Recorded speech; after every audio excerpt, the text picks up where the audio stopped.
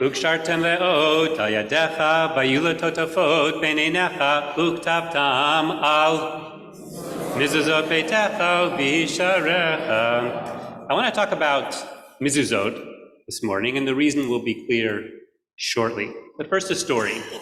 I heard this from one of the Banot Shirut, the young Israeli women who have been here this past year working at the Heilige Minneapolis Jewish Day School and at Congregation Darchei Noam. Well, this young woman likes coffee, and so she regularly goes to Starbucks. One day she went in, she ordered her cup, and she paid in cash, and the cashier asked, well, should I put it down on the counter? And she thought to herself, he's being so sensitive. He knows that I'm Orthodox. He doesn't want to offend me by touching me. But she says, no, it's fine, and reaches out for the change. And the cashier says, oh, okay, I thought you were OCD. OCD? Why did you think that? She asked. Well, because every time you come into and out of the store to get your coffee, you reach up and you do this. No, Starbucks doesn't have a mezuzah on it. It's a habit. Every time she walks into a home, into an office, into a room, she kisses the mezuzah. It's really a beautiful tradition. But what is the message of the mezuzah? I raised this question this morning because I think that mezuzah gets to the very heart of what it means to be a Jew, and because it gives us a mission, which I believe that the world desperately needs.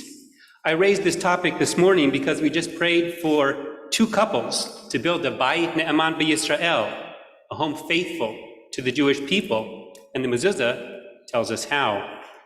And I raised this topic this morning because mezuzah is central to our parsha. Well, at least if you read between the lines.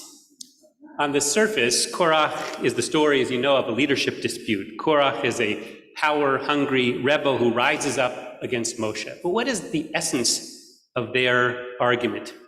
The rabbis say they were arguing over mezuzot. Now, not if the mezuzah should be placed upright or sideways. That was the debate between Hillel and Shammai. In this case, Korach, according to the Midrash, asked the following question. If a house is full of Torah scrolls, does it still need a mezuzah? Bait malei sfarim, mahu shehe patur min mezuzah. And Moshe answered, chayav b'mezuzah. It does indeed require a mezuzah. Korach was incensed. How is it possible that many scrolls don't exempt the house from having this one tiny little nothing kind of scroll on the doorpost? I mean, a mezuzah only has 2 paragraphs of the Torah. What is that in relationship to a house that's filled with Torah scrolls? What could it possibly add? Now, in its context, Korach's question might indeed be a question about leadership. You can think of it this way. If all the people are holy, like Torah scrolls, why do we need you, Moshe, to be separated out and placed above everyone else? Aren't we exempt from your rule? Alternatively, we might say that Korach's question was really getting to the issue of authority. Since this question about a house full of scrolls doesn't appear in the Torah, Korach might be asking, who gave you, Moshe, the authority to interpret and decide the answer? But I want to stay within the question. Let's give the question its due. Why does a house that's full of Torah scrolls need a mezuzah? You might say, because what's written in the mezuzah, the words of the Shema, are so incredibly important. But of course, all the other Torah scrolls contain those same passages. So what is the difference between the scroll on the door and all those in the house? Placement. And we can understand that significance in 2 ways. 1, regarding our own Jewish identity, and 2, our job as Jews. First, our identity. In the time of the Enlightenment, a 19th century Russian poet, Judah Leib Gordon, once advised, be a Jew in your home and a man on the street. In other words, when you're at home, it's okay to be Jewish, celebrate Shabbos, keep kosher. But when you're in the wider world, better to blend in. Don't be too obviously Jewish on the outside. Of course, that didn't help the German Jews a century later. Herman Wouk picked up on this theme in his 1985 novel, Inside, Outside. Largely autobiographical, it tells the story of 4 generations of Russian Jews who made their way to America. Israel Goodkind was the 3rd generation. As a child and as a young man, he was embarrassed by his first name, which was mockingly shortened to just Izzy. Over the years, Goodkind became less observant, but in his adult life, he returned to the Orthodox practices of his father and grandfather. In the last scene, when Goodkind returned to the US after the Yom Kippur War, he tells an El Al flight attendant, "Call me Israel." He finally felt comfortable bringing his inside identity outside. Being Jewish on the inside is relatively easy.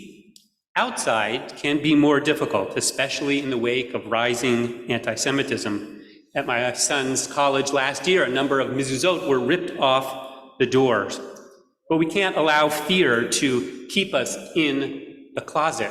Appropriately, Hillel at the university encouraged many people, Jews and non-Jews, to put up mezuzot in response.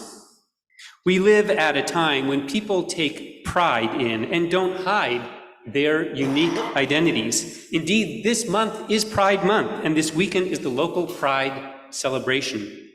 Placed at the threshold of our homes, at the juncture where we pass from a private person to a public citizen, the mezuzah reminds us of who we are.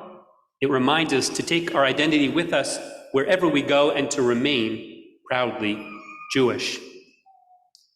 Let's go back to Korach's question. What's the difference between a mezuzah in a house and a mezuzah on the doorposts and Torahs filling the house? I said it's placement. The Lubavitcher Rabbi, whose yahrzeit was just this last Thursday, explained, when we step out of our homes to enter the outside world, the mezuzah beckons us to take our God, our Torah, our values and our traditions along with us wherever we go. Now, I have to admit, there are times when I'd just as soon stay curled up with a good book, which for me is the good book.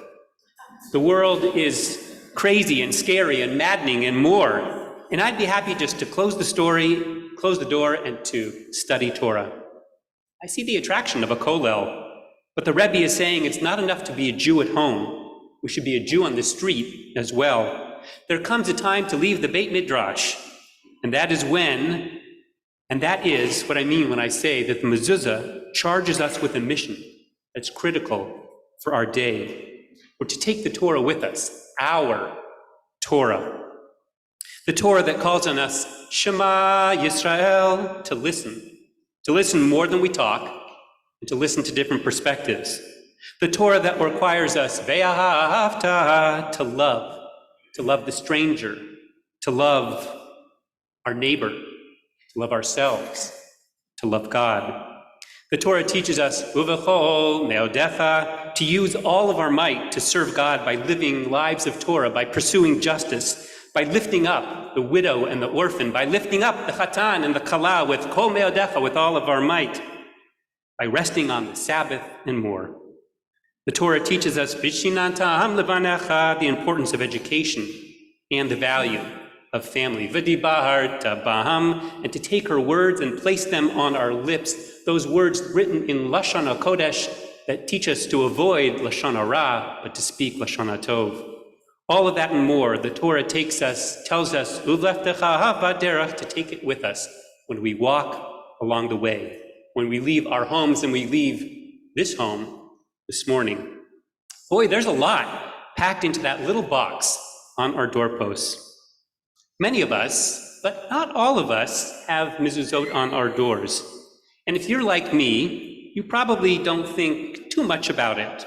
Or maybe habitually, but not necessarily consciously, you touch the mezuzah. But Korach's rebellion challenges us to affirm Moshe's vision.